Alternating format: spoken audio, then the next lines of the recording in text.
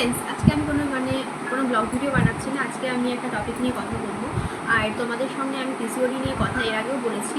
নানারকম মানে তোমাদের থাইরয়েড, প্রোলাকটিন, তারপর ডায়েট চার্ট, নানারকম কথা বলেছি। কিন্তু অনেকেই আছে যারা আমাকে প্রশ্ন করছে, বেশ দু একজন আছে আমাকে প্রশ্ন করছে যে পিসিওডি আছে, তারপর সে প্রেগনেন্ট হয়েছে এবং বা থাইরয়েড আছে, ঠিক আছে, প্রোলাকটিন আছে, প্রত্যেকেই।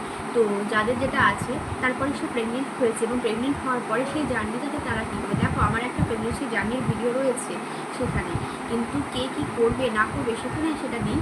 কিন্তু আমার একটা জার্নি আছে, প্রেগনেন্সি জার্নি, তোমরা সেখানে গিয়ে দেখে নিতে পারো, ঠিক আছে। আর একটা কথা আমি বলি যে অনেকেই জানতে চাইছো যে কী করবে না করবে, তো আমি যতটা সম্ভব তোমাদেরকে সাহায্য করবো এটা এই ভিডিওর মাধ্যমে। তো চলো শুরু করাতে প্রথমেই বলি, আমার ভিডিওটা যদি তোমাদের ভালো লাগে তো অবশ্যই কিন্তু লাইক করবে আর শেয়ার করবে। তো চলো, আর প্লিজ আমার চ্যানেলটিকে কিন্তু সাবস্ক্রাইব করে দেবে। চলো, আর প্রথমেই তোমাদেরকে যারা যারা অগ্রিম মানে মা হতে চলেছে, প্রত্যেকটা গর্ভবতী মাকে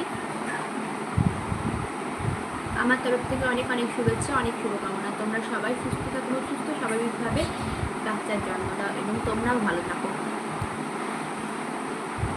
তো চলো ফার্স্ট একটা কথা বলি, যারা প্রেগনেন্ট হয়েছো, পিসিওডি ছিল বা থাইরয়েড, যার যেটা ছিল না কেন, তারা যদি কেউ এক্সারসাইজ করতে, তো প্লিজ তোমাদেরকে বলছি এক্সারসাইজ এই টাইমে করার কোনো প্রয়োজন নেই। এক্সারসাইজ বন্ধ করে দাও, ঠিক আছে। তোমরা টুকিটাকে প্রাণায়াম করতে পারো, না করলেও কোনো ব্যাপার না, ওটা করতে হবে কোনো ব্যাপার নেই। তো আমার মনে হয় তোমরা রিল্যাক্সে থাকো, পুরো আরামসে থাকো, কোনো এক্সারসাইজের কোনো প্রয়োজন নেই। আর দ্বিতীয়ত হচ্ছে ডক্টর দেখানো। আমাদের একজন বলেছে যে আমি একবার ডক্টর দেখিয়েছি, ঠিক আছে, চেক আপ। তো আমার মতে যে তোমরা সঠিকভাবে মেডিসিন নাও, ডক্টর দেখাও, যা যা রিপোর্ট করতে বলছে প্রত্যেকটা রিপোর্ট করো, ঠিক আছে। আর টাইম টু টাইম যখন চেক আপ বলছে যে এই মাসে গেলাম সেই মাসে না, তোমরা প্রত্যেকটা time to time check up করো। সেটা তোমার জন্য এবং বাচ্চার জন্য ভালো, কারণ কখন কী প্রবলেম হয় বা কখন কোনটা প্রয়োজন হয় সেটা ডক্টরই বলতে পারবে, তাই না।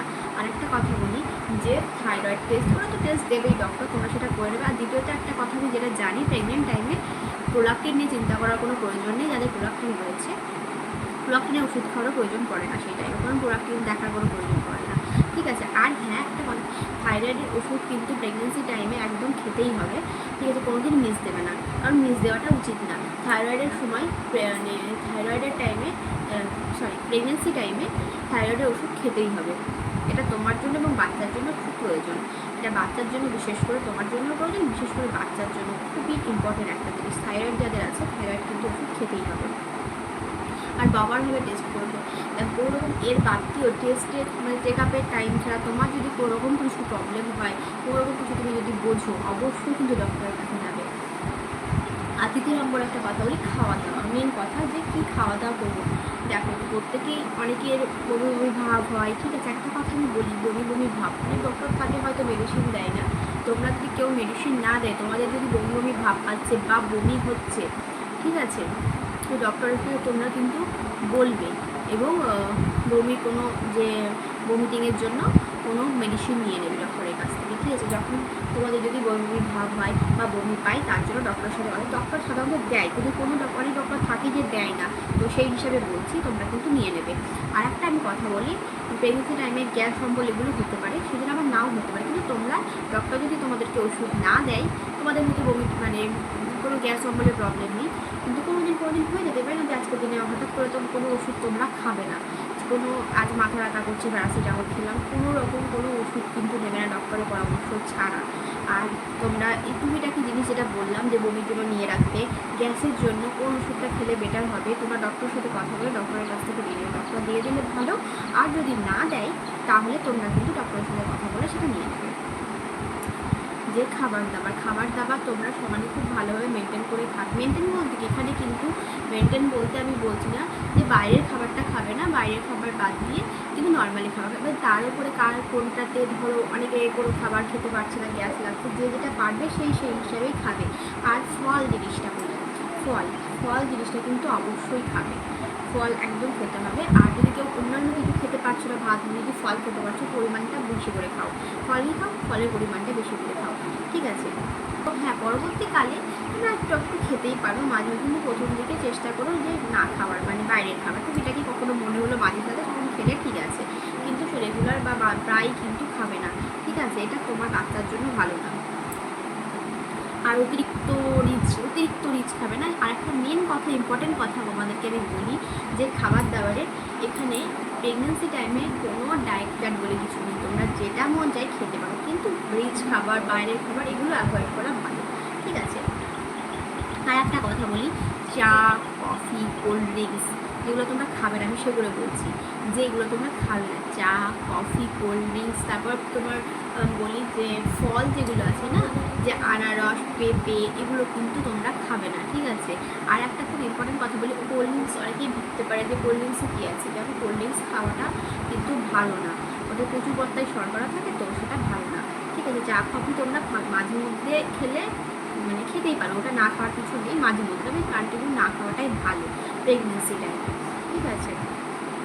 আর যাদের যদি কোনো কারণে প্রেশার হাই থাকে, কারো প্রেগনেন্সি টাইমে অনেক সময় প্রেশার হাই থাকে, তাহলে তোমরা একটা কাজ করতে পারো, যে যেগুলো প্রেশার হাই হয় না তো সেই খাবারগুলো একটু অ্যাভয়েড করবে।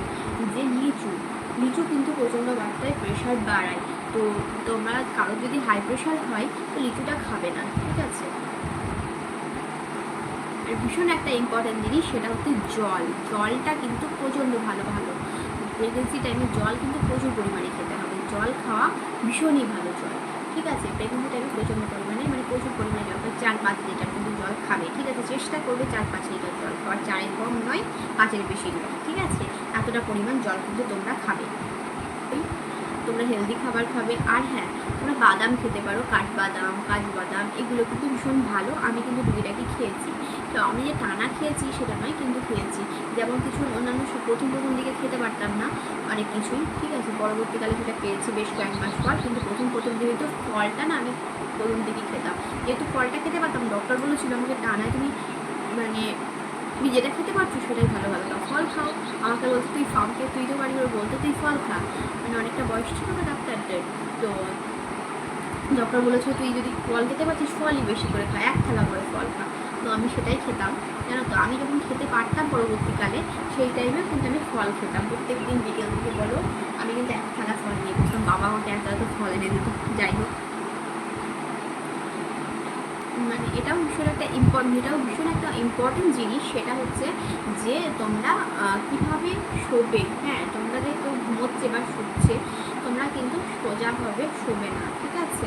মানে বুঝতে পেরেছো আমার কথাটা? তোমরা কিন্তু সাইডভাবে শোবে, তোমরা মানে সাইড করে শোবে, কাত হয়ে শোবে, কাত বল ডান দিকেই বলো বা বাঁ দিকে বলো, কিন্তু একটা ইম্পর্টেন্ট কথা বলি, সেটা হচ্ছে বাম সাইডে শোয়া ভীষণ মানে প্রেগনেন্সি টাইমে বাম সাইডে শোয়া খুব ভালো। 1 নম্বর হচ্ছে তোমাদের হজম ক্ষমতা ঠিক থাকবে, ঠিক আছে? আর দ্বিতীয়ত হচ্ছে বাচ্চার জন্য ভীষণ ভালো, বাচ্চার ব্লাড সার্কুলেশন খুব ভালো থাকে, ব্রেনের বিশেষ করে বাচ্চার ব্লাড সার্কুলেশন খুব ভালো থাকে ব্রেনের, ঠিক আছে? যে জন্য বাম দিক হয়ে শোয়া ভীষণ ভালো, এবং চেষ্টা করবে বাম দিক হয়ে 90% টাইম শোয়া, সেটা ভীষণ ভালো। বলি, দেখো এখানে বেশি কিছু বলার মতো আমার কাছে কিছু নেই, জানি না এর মধ্যে আর কিছু মিস যাচ্ছে কিনা, আমি যতটা পারছি তোমাদেরকে বলছি। আর একটা কথা বলি, সবাই ভীষণ সাবধানে থাকবে, রেস্টের মধ্যে থাকবে। রেস্ট বলতে তোমরা সারাদিন রাত বেডে শুয়ে থাকলে বেড রেস্ট নয়, কিন্তু নর্মালভাবে থাকবে, অতিরিক্ত কিছু কাজ করতে যাবে না, খুব কিছু রিস্ক নেবে না, ঠিক আছে? খুব সাবধানে থাকবে, খুব আরাম করে থাকবে, আরামসে হেসে খেলে থাকবে। এখানে হাসি খুশি আনন্দ, তোমার মেন্টালি দিক দিয়ে ভীষণভাবে থাকা, শারীরিকের সঙ্গে মেন্টালি দিক থেকে ঠিক থাকা ভীষণ প্রয়োজন তোমার জন্য এবং তোমার বাচ্চাকে। তুমি যত হাসি খুশি থাকবে, যত ভালো থাকবে, তোমার বাচ্চা তত ভালো থাকবে, এটা হচ্ছে ভীষণ ইম্পর্টেন্ট একটা জিনিস, ঠিক আছে? আর কি বলবো, তো সবাই সাবধানে, তো সাবধানে বলতে গেলে আমি একবারও বলছি না যে তোমরা বেডের মধ্যে সারাদিন রাত শুয়ে থাকবে বা বসে থাকবে, বেড রেস্ট বলিনি, নর্মালি হাঁটাচলা যেটুকু সেটুকু, কিন্তু অতিরিক্ত বেশি কিছু রিস্ক টাইপের কিছু মানে ভারী জাতীয় কোনো জিনিস তুলবে না, সেরকম ধরনের কোনো কাজ নেই। দেখো একটা ইম্পর্টেন্ট, আমি আমার দিক থেকে একটা ভীষণ ইম্পর্টেন্ট কথা বলি, যেহেতু আমাদের পিসিওডি থাইরয়েড আছে, এগুলোতে ভীষণ পরিমাণে রিস্ক যে কোনো জিনিস, ঠিক আছে? তো খুব সাবধানের মধ্যে থাকবে। আর দ্বিতীয়ত একটা কথা বলি, কোনো কারণে ভগবানের থেকে কোনো কিছু যদি হয় ধরো প্রেগনেন্সি টাইমে, তো চেষ্টা করবে সেগুলো যাতে না হয় সেইভাবে থাকবে, ঠিক আছে? কারণ একবার যদি কোনো কারণবশত বাচ্চার কোনো মানে আমি নেগেটিভ কিছু বলছি না, প্লিজ আমি হাত জোর করে বলছি, কেউ নেগেটিভভাবে কিন্তু নেবে না, আমি জাস্ট তোমাদের জন্য বলছি, কারণ আমাদের যেহেতু যাদের পিসিওডি আছে প্রেগনেন্সি নিয়ে একটু সমস্যা হয়, ঠিক আছে, যে বাচ্চা অনেকে আসতে চায় না, হয় না বলো, অনেকেই আছে। তো এখন কোনো কারণবশত যদি কিছু দ্বিতীয় টাইপে কখন কী বাচ্চা এলো কি এলো নানা রকম কিছু, হ্যাঁ, তো চেষ্টা করো, তাই আমি ধার্য করবো যে যতটা পারবে সাবধানে থাকবে। আর একটা ইম্পর্টেন্ট আমি কথা বলি যে সবাই হেসে খেলে থাকবে, তো হাসিটা ভীষণ মেন্টালি দিক থেকে ভালো থাকা খুব। আমার জানো তো, আমি আমার বাবার বাড়িতে ছিলাম পুরোপুরি, কারণ আমি যখন প্রেগনেন্ট হই আমার তখন টিচিং করেছিল বিএডের।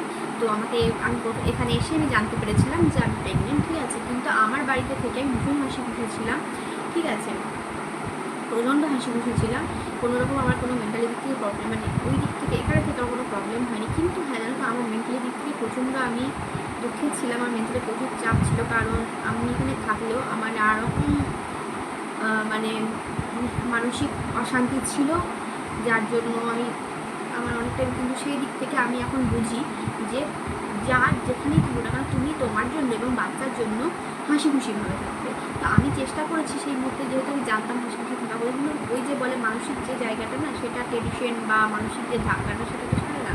তো কিছু মানুষের জন্য সেই জিনিসগুলো আমার ছিল, কিন্তু ওগুলোকে বাদ দিয়ে নিজের সন্তানের জন্য ভালো থাকবে, যার যেই থাকবে না। আর একটা আমি কথা বলি, দেখো আমি আমার মতে এটা মনে হয়, আমার মতে বলে কি, এটা তোমাদেরকে বলি যে তোমরা যে ডক্টর দেখাতে চেষ্টা করবে যে একটা ভালো বড় ডক্টরের সঙ্গে কথা বলার, ভালো ডাক্তার, যেহেতু তোমার এরকম একটা প্রবলেম ছিল, তারপর তুমি প্রেগনেন্ট হয়েছো, নর্মালি কোনো রকম যে প্রেগনেন্সি অবস্থায় যে কোনো কমপ্লিকেশন আছে সেটা কমপ্লিকেশনটা বলছি না, কারণ কমপ্লিকেশন অনেকে নর্মালভাবে বাচ্চা হচ্ছে, মানে কোনো কিশোরীরই কিছু নেই, কিন্তু বাচ্চা এসেছে, কোনো অনেক সময় প্রেগনেন্সি অবস্থায় কমপ্লিকেশন থাকে, আবার অনেক সময় তো পিসিওডিতে কমপ্লিকেশন সবার থাকে না, বেশিরভাগ জনেরই থাকে না, অনেকের আবার থাকে, তো এরকম কোনো ব্যাপার নেই। তো আমার তো কোনো কমপ্লিকেশন ছিল না, তবুও সাবধানে থাকবে। আর একটা জিনিস কথা বলি, ভালো ডক্টরের সাথে কথা বলবে, যাতে তোমার প্রবলেমটা যেরকম ছিল সেরকমভাবেই তোমার ট্রিটমেন্ট হয়, বাচ্চা যাতে ভালো থাকে, যাতে কোনোভাবে তোমার বাচ্চার উপর এফেক্ট না করে। আর দ্বিতীয়ত একটা কথা বলি, চেষ্টা করবে তুমি পিছরি টাইমে যার সাথে যে ডক্টরকে দেখাতে, যে ডক্টর তোমার সব কিছু করেছে, সে যদি ভালো হয়, তো সেই ডক্টরকেই তুমি প্রেগনেন্সি অবস্থায় দেখানোর চেষ্টা করবে, যাতে তোমার সমস্যাটা সে সব জানে। হ্যাঁ, তো